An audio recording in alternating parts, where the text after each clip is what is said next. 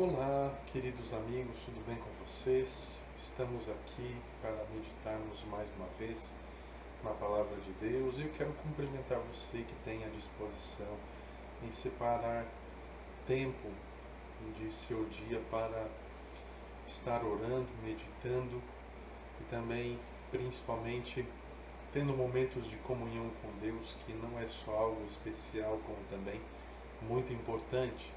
Quero convidar você para abrir a Palavra de Deus em Mateus capítulo 18, verso 22. Você pode pausar este vídeo para procurar e em seguida dar o play novamente. E o texto nós lemos assim: Não te digo que perdoe até 7 vezes, mas até 70 vezes 7. Esta expressão 70 vezes 7 não é inédita na Bíblia.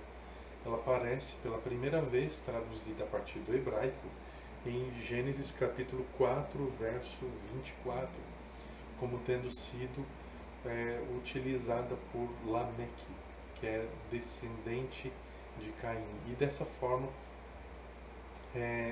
está em outro contexto, né? Contexto de vingança, enquanto aqui em Mateus 18, 21 e 22, o contexto é totalmente diferente, o de perdão. Nós temos um relato paralelo em Lucas capítulo 17, versos 3 e 4, no entanto com outras afirmações de Jesus, né? Não no sentido da utilização da expressão 70 vezes 7, mas você verá ali escrito que se o teu irmão pecar 7 vezes no dia contra você e vier 7 vezes te pedir perdão, perdoe ele essas 7 vezes. Então esse é o sentido de Lucas 17, versos 3 e 4. Você sabe que essas 7 vezes ao dia, ou as 70 vezes 7, totaliza 490. Ninguém em sã consciência iria pegar um caderno ou uma agenda e fazer anotações, né? Estabelecendo ali o limite de 490, ou seja, escrevendo ali a sequência dos números para limitar o perdão dessa maneira, né? Até porque o sentido de 70 vezes 7 não é esse, muito pelo contrário, mas sim de que uma pessoa não vai contar quantas vezes irá perdoar aquela pessoa que lhe ofende. O texto bíblico em si não faz essa aplicação, não direciona dessa maneira, mas eu gostaria muito de apresentar para você em forma de uma lição espiritual, aquilo que está em Daniel capítulo 9, entre os versos 24 a 27.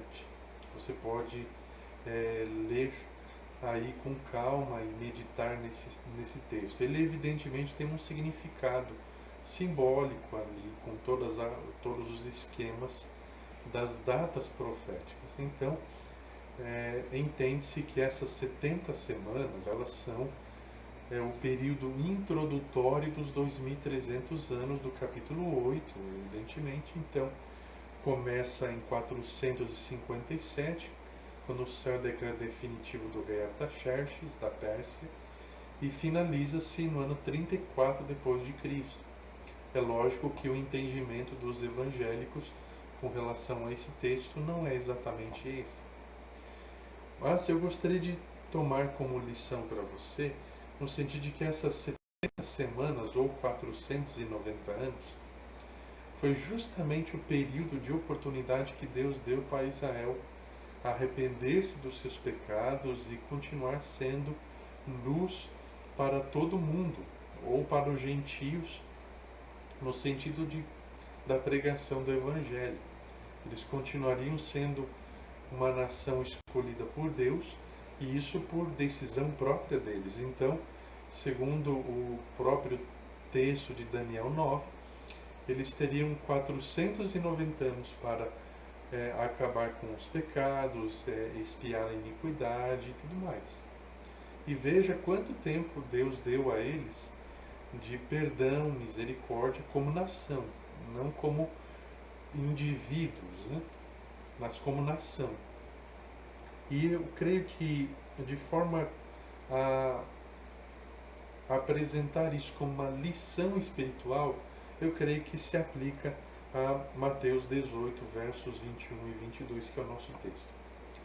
Então, dessa forma, assim como Deus deu 490 anos de oportunidade para o povo de Israel, assim também Deus deseja que nós também tenhamos esse mesmo tipo de disposição, de não ficar limitando o perdão.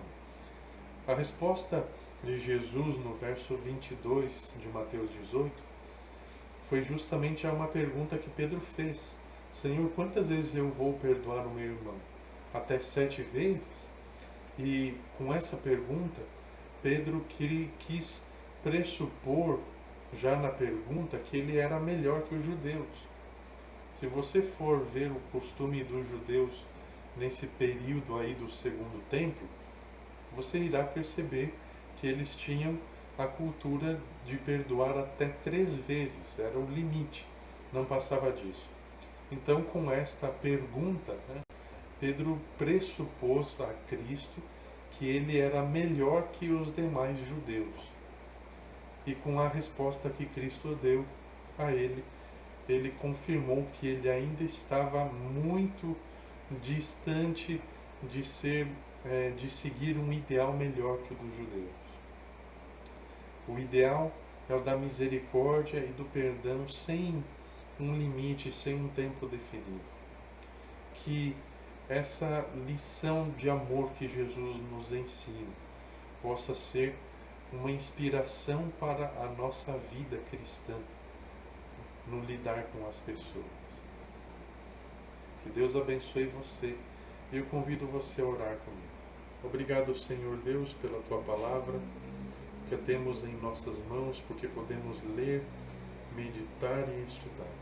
Que o Senhor nos abençoe também a nossa experiência cristã e que o Teu amor, a misericórdia, a Tua bondade possa inundar o nosso ser, da forma como o Senhor amou o mundo e perdoou de forma incondicional. Perdoa e estende o Teu amor de forma incondicional, esperando o arrependimento e a confissão, que isso nos ajude e nos inspire em nossos relacionamentos.